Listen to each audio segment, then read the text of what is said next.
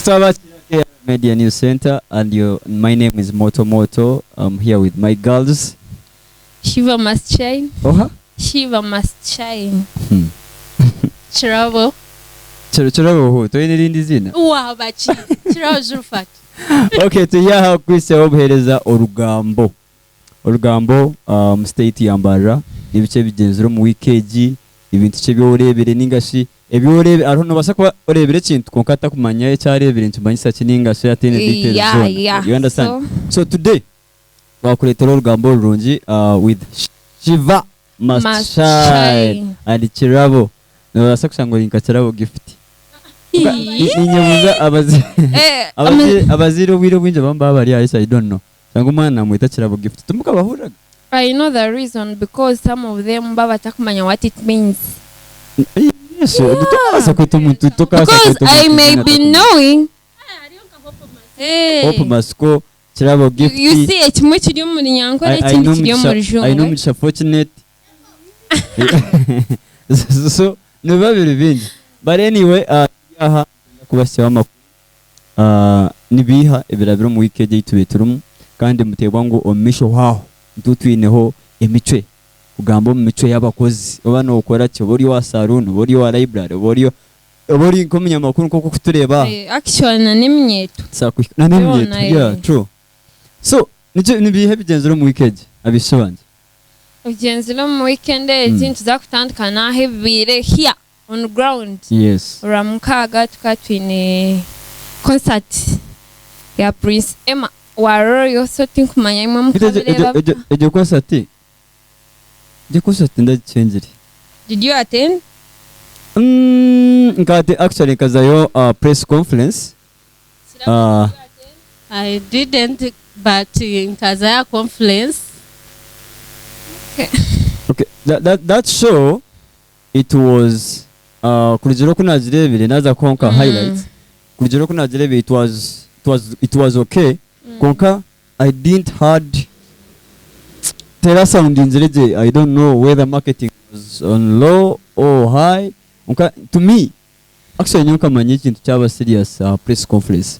So I don't know about Verimba Jukura, about Bakaganga Fashions, and Abandi, Bakata Manichi, Imumka Eka sounding, and Kuna Juli, Akonyoka Manyangusho, a serious press conference. You never show a Kabonela because it was his first time. Hey, go kubanza. Ego kubanza kan ekiyabe na expecting at him nyoni ndenti akachifuna mukoza abantu bakabari nyo kulebo kwanyu kunajirebere online karenta abantu bakabari yo really bakabari so kujeke first time yeyo kubanza kirabire bad ahabwanje karenta at least abantu bambara bakagezaho kumusupporting kandi bakagezaho kumhaja and even that day kari rivi hakagwenjur hayiweze kerim and one kasi ababa kanosha bakabari on budget ababa rukunemeranjura akabahote no mebintu byar hangover mwe mayenjura no mugisha actually nanye ni mango yenjura no mugisha. Let me tell you the truth, inkwe sente zaje renjura entere gani ni nkuronda no bwakuza ni nkuronda aho kwa no boka kise twaza kurenda gano Chirabo nguno itenzura twoko yeah denenzure kantera. What do you expect from me? Dekame kubuza wazo mwirwaro kajan oje kwejanja ningo rwiri chibukabaho kafa no bremingirwa mukamana ko kuba yasharaho ati so to kupakanisa sometimes no komwirwaro shanga abanansi ba doctor batakufa. Yes, bakireba yes no basakufa because it is your day. Konka abashaho kubagira cyangwa kibakoraho kirabo basakusigarora live tukwe koka still lekangambire kirabe kintu eki ekirwaro kitanaho naneki omwirwaro wese niza kuzayindwire koka no mushana yakuragura na kwereka ngo anytime you can survive or die. So na kwa kuri wenzura nakugira ati actually numara muzana kugira ati wota kwendenzure fute ohure wota kwendenzure futeri noza kuleta millionaire ura noza kuleta millionaire oza kuleta millionaire twako kuba kudize shibani aha then ukwata sete ukora ki akwashwaninga kugira ati injura tekuza gukora ki actually nakora nicyo kurebera kujya tunoreba wananka no mecha restringire tagwa wachireba prince tenjura teragwire zo ni warga tuwarga kutigama ngoreka go you said that muyiha aho shanka mwenda ekagwa shanka mwenda so ikatandika shazinga shekeri yafutandika shayi kumenemo bagitandika shazinga bakatandikira exactly shayi kumenemo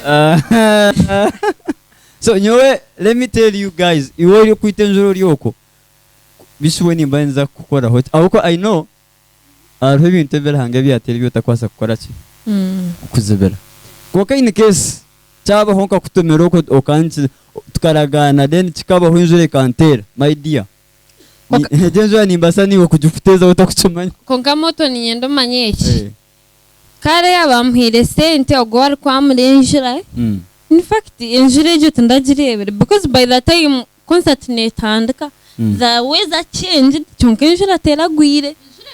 So it means the man did the right thing. Wachireba because inshura ko jirembe kagwa people are not going to attend that concert. Kasi ndaganeringu ohorire shiva benu imwe tubukena mukamwenda hasiwe umushana injura nangwana nakatu norengo kwa kuza ansiyo mtokajuti gukaragara kandi bantu mwe moto washanga motor boss wa atutya boss yanga kizana cyoza kirabo kamenyereka ngambere moto ekintu kiri enjura ekahonyera tiyareteranti yazibura abantu weze kaberye kokani nyendo yete kombigere byogo mushijo kwamura what if you are the one yes if I was the one ninkore kintu kishikire kinawe ikindi kizana moto wa ateseze zabo azbagaruzi manya togo kwa na itenjura nana ita small god which means ngunaona wasa kujeti yakora tete yakuriyetinga right. Okay, so if it was me ganza kukora kintu but the man did the right thing according to me. But we thank God. Shiva must shine for real. The man did the right thing because Prince Emma Waro, it was his first concert. Yes. But anyway, thank you so much, Prince Emma Waro. Mazima show yawe kaba successful one. Yeah. And really enjoyed. Abeshongoza binje bakaza wabaye actually ogomusiza ombyafa yakaheza upcoming artist. But there is one guy akaza stage yaremeraho akenda kurana na MC Afro. Wachireba that guy bamweto ha Dogo City, right? Yeah, Dogo City akaza stage yakika time kumwe akazinda to know that I'm still entertaining my people ate bakamaka gisa kweshongora because the concert ekabetali. So bafaka gisa kweshongora performing then on stage. You see, I don't know. Makaretera abantu batayeshongana no kimanye cyo. Anyway, eyenza kutigama mukashonshye kitukemicwa ho misha kutirize. Koka simaranga bwa Prince Emma Waroyo kushanga ngo kintu cye kikashye murundo gwo kubanza kandi kintu ogomushiza hasorinzira aronzire senta akabanzo no mango akabanza kuba murangizi w'empira. Are you aware? Atimwe akarugombiye mizano hati ngugo no muyimbi mbwena njana za kurugomba yimba ari kuzankahi bisi yashwire nakuzomba president Prince Emma washwire otakashwire must shine kirabo baruhaha norebona no I'm single and contented ecyumukozere rebo mukono ecyumukozere munyunyu taburizo anyway what else we have n'urugamba shoro ndo twine Shiva.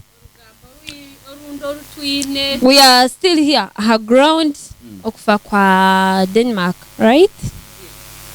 By the way, that guy bambi. Kirabo kigamba hot. Aza mukamu inaka kwati. Nanye kiraba kanjamba kana mcrashingaho. Bitari ebisera biriyo byabali guild president wa BSU. But that time Kantari Murimbara, my you never know, even though you are not in Balala, while outside the country. Yeah. Oh, banzo teza wa kadamu. Isn't it?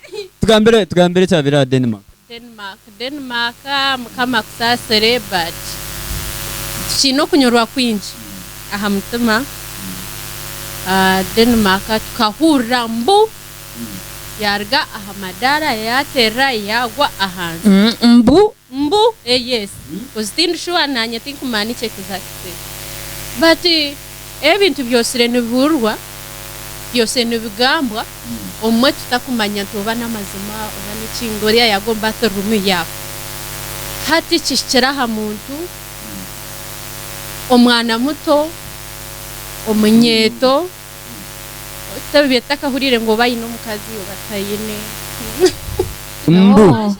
mbu nikirabo mbu ya nkiwe nkakirabo mbu shobore ati ekindu kwenda oba kugambaho sometimes ebintu ebimwe nk'ekyo kya happeningira ha Denmark abamwe nibajanga mbu bakamwita bakamutugira mu hoteli abamwe niboreka footage zimwe nzereka ahi yagwire kokati zikwereka oku yagwire boreka oku ahi yagwire ekikwereka ngo akagwa ninga si akagwati tubakucoreka but ebintu ebize nibaho kirabo nk'uko wakigambira ngo omuntu nagwa omukinabiro manya ngu yarga amadara kunahurire egyo information nayibuuza tutamburire amadara kandi gube kutari omurundi gwokubanza ngu nibwo bwatamburire amadara abe atagamanya so ekibuuzo kiri ngu my question is akagwaho nashuma ninga natemba kashi nicyo kintu kugambira ejo footage tina kujereka akagwa nayambuka akagwa nashuma. Another thing, bantu mwe kamba gambere izoba ryawe ryahikire. Yes, we know. Tumwendeze ikifumuro kirungi. Tumakoka ariho ibintu bitukubanza twenda. Shiva. Ariho ibintu bitukubanza twenda tumanyeje tubone ubukakafo bushye, right? We are not judging or blaming anyone here. Akuba twena ni tutunjoro rugambo shahagenzire kandi mukama ahamutebekanisize ntakozere ki ntamutire.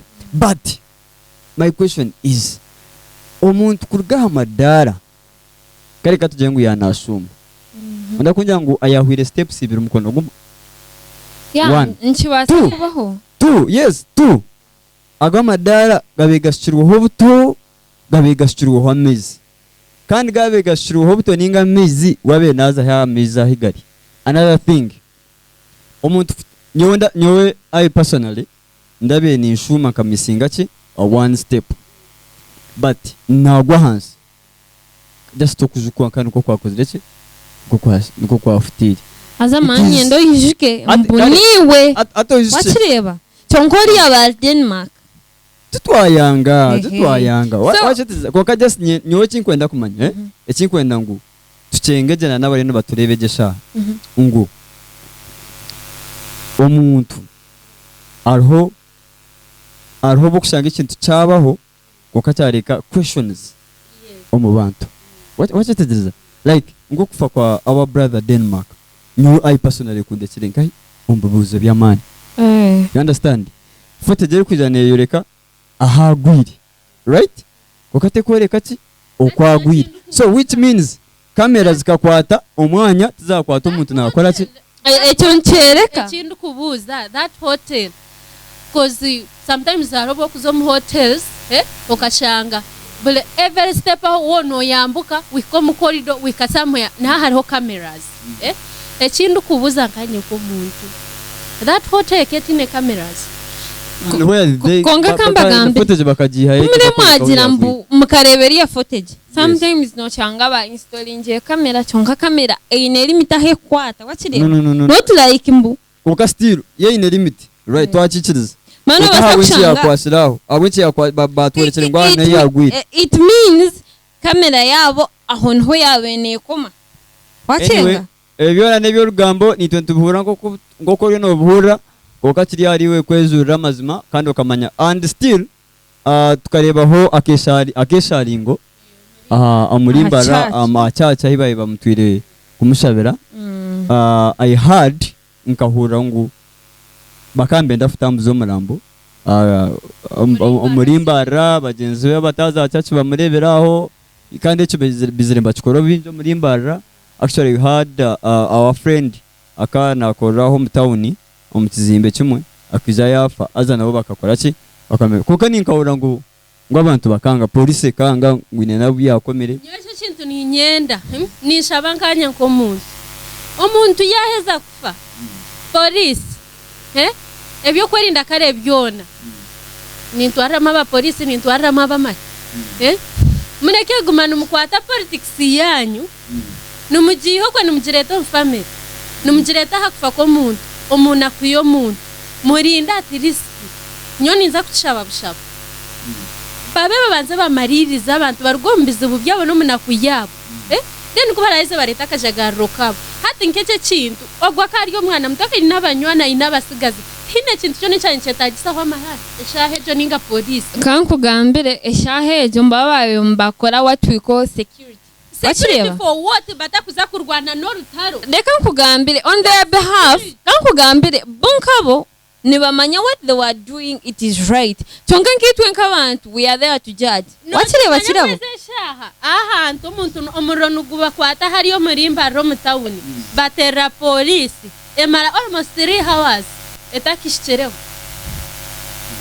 no chimanya no chimangwa ahantu nhabaho accident batera police ngo ahantu hatariho accident emara 2 hours etakishireho aha bwencho umuntu kakufa babwe nakushowinga nubwo bari gukora aha bwencho umuntu kakufa ninga bayereka ngo hariho ikintu kitu na kiti hariho wa politics yaraba police nubwo kushowinga abancho batakubasa kurinda ninga aha bwencho batakukora ebikubambiye tagisa mutayimo ibine korwa mu babikoro mu time atari kirabo aha side yawe noreba mbejo tiyo time eyibashime kwamba koresha wakireba cyo kandi nyando yishike ngo muntu ogwe abamwe mbereka akafata bakengengeri yafira so it was their role kwija bakagira ki ba protecting aho no bakabine protectinga but not kwata abana bakabasema ngo ari bakokoma bozo around 20 yes watip ko jire ngo ogo mwana chikabongo yitwe kindi kintu era police razimeke neza kore cyo cyonyine yakoze police ntubashaba omuburungi nyone kanye cyaho niza kubasha ebitarapseze cyuboko atari mu kunteza cyuboko ayibaremba kureja niza kubantariyo yes nyoti nkuza kuchirumamo niza kubasha bankanye bagume bakore binte bikwetagisa not kushanga ati nkeje sha police ketine kore cyo ketine kwata abana uyine ekene kora ekindi mana abana bakambarwana nakugambere kirabo ninjira police katina kugira ngo abatarabe mu town hakaba wakajabiro of course that's what I'm telling you kwatagana n'aba bantu mukabaja yes numwenda kora match oyine urabyo muntu wanyu omutawuni batera umufutambo rahamateka gati na gati oyine maybe kakugambire kirabo ebintu bimwe nibibaho kandi nibaho for a reason wakireba anyway it was like they tuntureba ebyo bakabaho byagira kongati twine reason why wakireba shiva naenda kubuza kirabe cyubuza ekibaye mbenda gukora kikancetagisa ekibaye bine cyo kurabyo umuntu wabo agati ya town yes why because that's love ibaye nibereka ha muntu wabo dina kije kiyambe cyo gumuntu wafu hina ikira yambe batumba cyangwa ito muntu kakufa na hafo mu biro moyo nukusigaraho ohurire so mwe yatu bakamenda kuzenderezo moyo niko kujakata kubasagambe sha hejo batkoje nkawa kanaza kustandinga kagamba kana kuja tumundeke banda byo mu mbara city anyway kongakirabo ni nyendo manyeshi no manya bwashesha kirabo yine kinigano basakore ikintu cy'ubudasheme gukora ecyo cyo no kimanya so eshahejo abantu bakabino busasi bwabo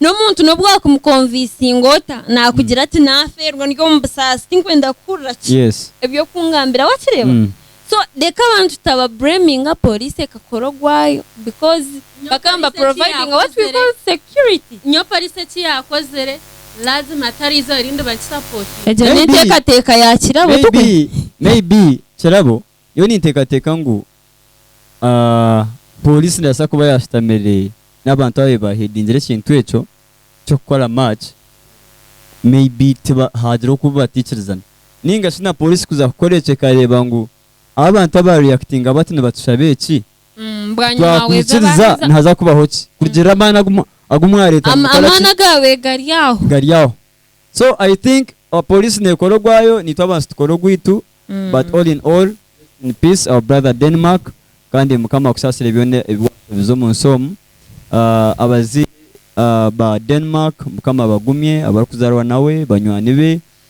ba OBs ba OGs ari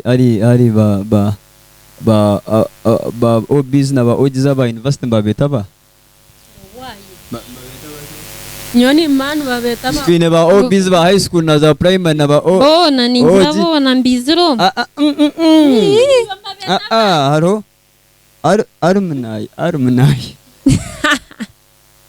na arumnai nyaho tanashyenga akuba ni manyambuno OBs dutumura anyway niko konka bona okuma una ntumukwataho mukama abeno yakugumya kandi ejiniyo nse iturumu no kwehuba erizoboroho inchakayeto kozireki inchakayetoro but all in all rahangano we murinzi witu okongera lyekyo mushiceka cha Kampala right okay habe hariyo omushiki alikumanya nka Millionaire's Girlfriend borekere nizina ninga I think that's a nickname then billionaire no Millionaire's Girlfriend come on nyokabye that's the name eri kwesa ha TikTok but the real her name she's called Desire Princess yeah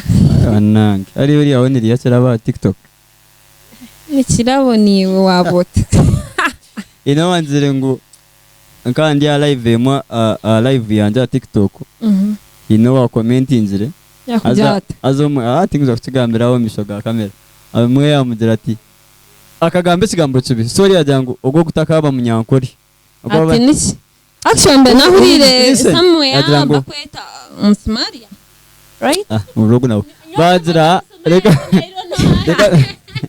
reka mariye sinane ningamba oya yazira ngo omunyankore a TikTok mbakozesa amazina gabo ori Joero Emma ni Joero Emma ori Kirabo Gift ni Kirabo Gift bitare byaba wabori kichonjo Debbie no wabori Joani otindi Jojo hey ori Joani otindi Jojo gift okay no gifo right so millionaire akozrata habero chenyine Millionaire's Girlfriend aferi renyina okuzirika ko kuri nyumwazyo wakireba chonka aine abanjirent husband right Edwin Paul kaze bajangu ni ex nwabe al current abera abal current because abanu yayeshongwire president wange JW Juma waswa balunyo ayashonge that song no yabi al ex wa Millionaire so atabi ine current boyfriend and husband cause aka proposing Paul ongecho busasi that propose abenajimanya it was her mom ugofie nwabe na manyejo propose tine chabe nama so na time hiwa yombateka those mbavyete bimuri amabari ati wano leo muramu chuno buzamba byete muri no you may find a really ndizina tari muri byamotoka so bwabe nabteka ho Edwin Paul agumira arubaju because ishe wadzaya ajara tinyowe tinkumumanya yeah that's what omu Buganda mutabani wawe uba kweta inuru taine kusembera na mami weyi hey yes, that's why hati nanye ngumire ndi kwebuza why abwenchi Edwin yayemera abashucho aba family waza nyowe my husband na basa kuhaginga my mom Sam abamwe yes no kiriya nkirebere omu Buganda mutabani weye oba nabaryo mukwe omukona atine kusembera Nazar ninga yaje gukina n'emera ishezari benta kuchimanya so no ine kutaho distance kahura babasho byanubye ninje bakubigamba mabagara aho nimba nabo akoze ndio mukiga anyway so so mbweni sabe atakuchimwa ngo ogomozo mbwe nungwashwirwe so we isizire yakimanya atangu yona bikaba biti kwijayizire kuzika amashara Flavia bamba mwita Flavia no the dad said omwirwaro nashasha kujya ori akarwara omwirwaro tyakora tyaza konka in pics in videos atwira nareba Adrian ariyo konka takuchumanya news nizereka nti daddy ogomwi Paul akabari yo mwirwaro dada ari kumureba konka takumanya